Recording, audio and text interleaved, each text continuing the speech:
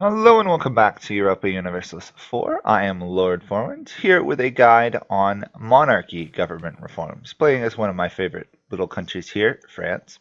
So this is just going to be a quick run through of the different reforms available for a government, specifically the monarchy government, and which ones I think you should pick and why you should pick them.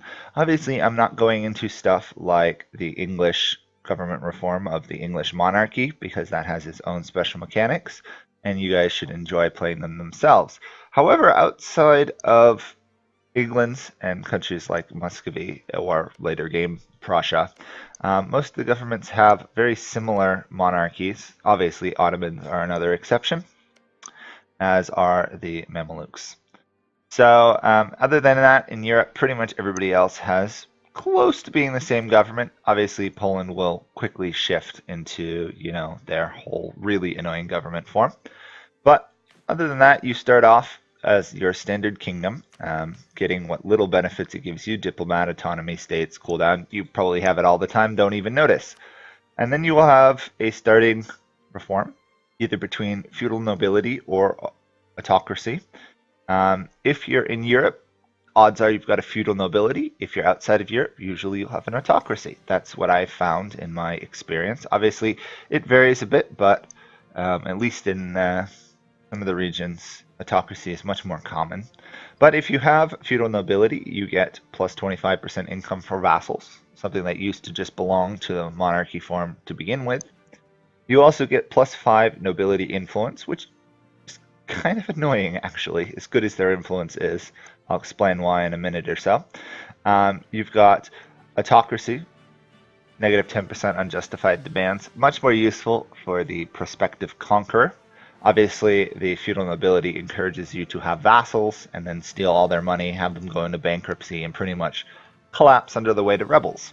That's kind of what it does. So I'm not the biggest fan of bonus income from vassals because it hurts your vassals as well. Tier 2, though, you've got nobility privileges. First one, strength and noble privileges, plus 15% national manpower, which is really solid. Don't get me wrong, it's a very solid reform. And then you've got curtail noble privileges, plus 10 tax modifier, and negative 10% nobility influence. Now I can go over why I don't particularly like the nobility influence. The nobility usually start off, if you're in Europe, with a very high level of influence just from the base because you're a monarchy. And if you've got feudal nobles, that's 10 right there. And usually a good portion of your provinces are given to the nobility, so that tends to be about 50 or so. But even without it, the base plus those two give you 30. And then if you're trying to manage your influence, well, yes, you can get a ton of military power from them once they hit 80. Then you have to worry about a single event like the Diet will boost them to 90. And once they hit 90, there's an event that will say, give us control of the kingdom and the government, or suffer a huge reduction in our influence, but also a larger actually, reduction in our loyalty, which is not fun to deal with, especially since it seems to fire when you're in a war. So in my personal preference, I tend to take curtail noble privileges, then use the Diet to boost the influence to 80, and then take all of the military power that way. I find it's a much more stable way of going about it, but if you think you can manage it, strength and noble privileges, by all means. Oddly enough, doesn't boost their influence any higher, which is strange to my mind, because the national manpower modifier is very powerful, but I prefer the national tax modifier, especially if you're having money troubles, which tends to be a thing these days. Tier 3, you've got your bureaucracy. You can do a decentralized for plus 2 max promoted cultures, which is nice. Or a centralized bureaucracy, monthly autonomy change, 0.05. I prefer the autonomy one, just because if you're conquering lots of land, it will be quite a while before it becomes productive for you. Especially if you, when you take it over, raise autonomy, so you reduce the unrest. But also if you're at war, it won't tick down any further, which is kind of annoying. Your government rank will help, but I find getting a reform helps you a lot more. In fact, there's very few ways to get reduced autonomy per month. Another one is to go economic for centralization. Essentially, you get the reduced autonomy from centralization without actually taking economic ideas early on. So, at least in my mind, worth it. Next one, you've got administrative cadre. I probably said that wrong. Essentially, you've got administrative clergy, noble clergy, noble, or you've got, in this case, bourgeois, or your merchant group loyalty. So if you take the administrative clergy, the clergy get 10 influence, which is actually, I find, nice at this point because it allows you to get more monarch points from them easier, and they don't tend to start at a base level of 80 in Europe. But it also gives monthly loyalty, which is nice if you offend them. But the big one is it gives you +1 free administrative policies. You do get one for free, but I find the more free policies you get, the better you are, because the policies are really strong, especially late game. Next one, Nobles of the Robe, -10% leader cost, which is solid. On the other hand, you also get Nobility monthly loyalty, which is nice. But you also get Nobility influence, which is really painful at this point. On the other hand, it does allow you to strip more states from the nobility and still have high influence, but unless you're micromanaging your estates and doing that a lot, it can actually push your influence too high too quickly. Just remember the influence will stay at a particular level, but the loyalty will reset to 50. So it can be kind of hard to boost the loyalty of the estate without boosting their influence too much.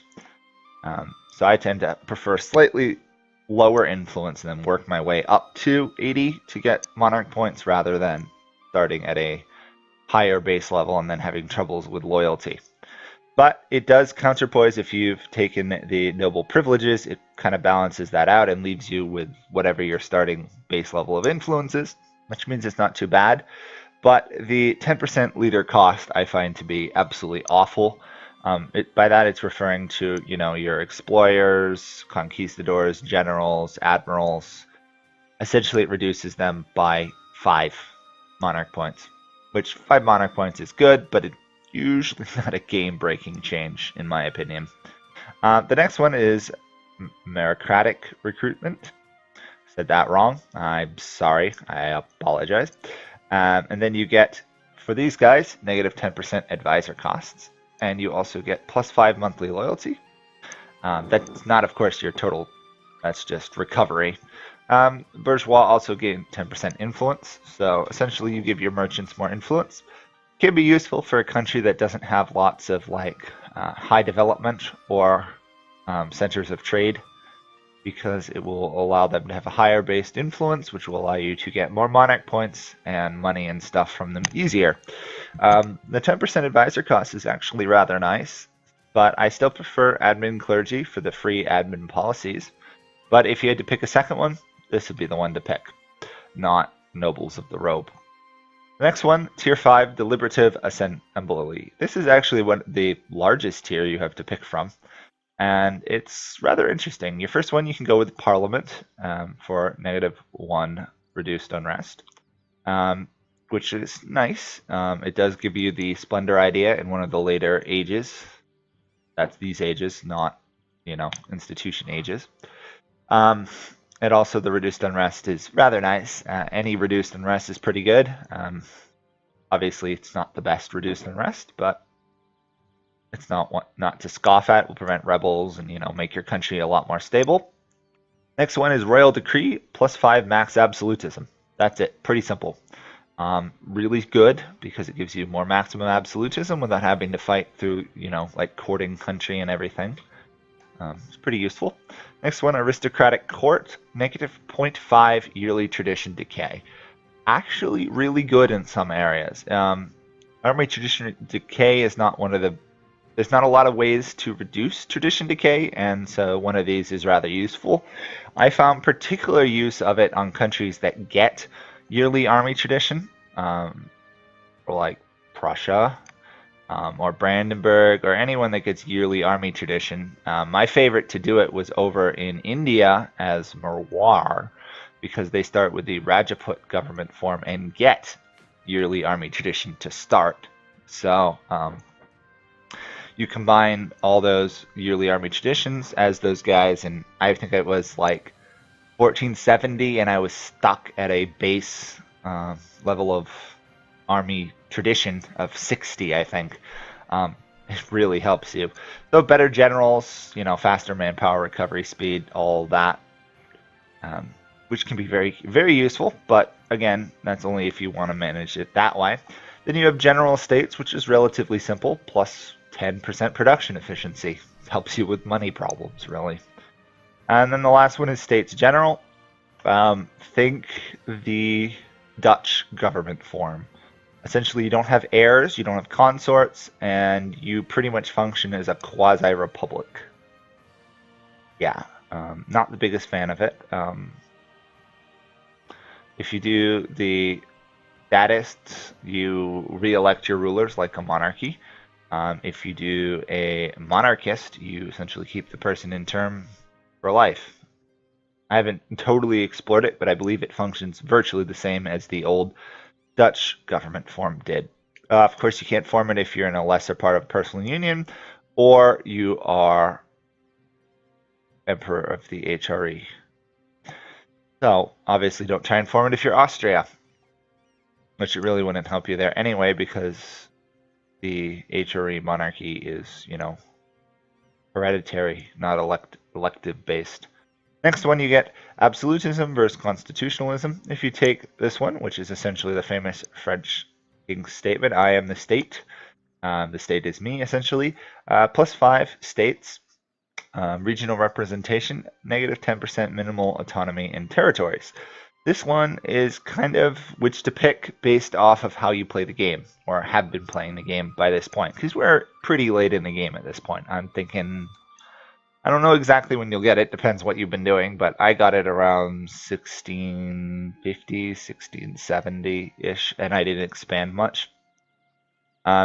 If you're expanding a lot, the number of states is pretty good, but if you're really, really expanding, like you've conquered a third of the world, minimal autonomy in territories helps a lot. That's a 10%, essentially 10% tax, production, trade power boost in all of those non-state provinces. True, you have lots of states now, and this one would give you more, which can be useful. But if you've got even more territories that you can't support in states, this will help. Be aware that the larger you get, there's corruption problems that can occur.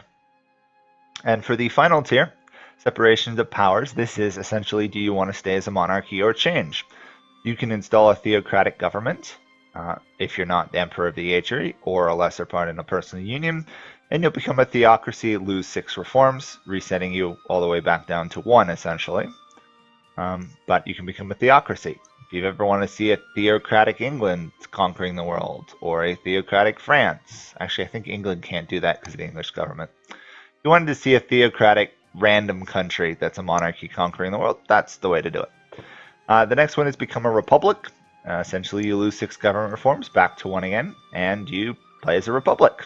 The problem is once you've lost all these reforms, by the time you get here, you won't be able to go fully down the other government trees. However, you can get the achievement of switching government. Next one, you've got legislative houses, plus 1 possible admin policies. Does not give it to you free though, but it allows you to take 4 policies rather than 3, which is nice. And then the other one is political absolutism, yearly absolutism plus 0.1, maximum absolutism plus 5. I would pick political absolutism if I had the choice.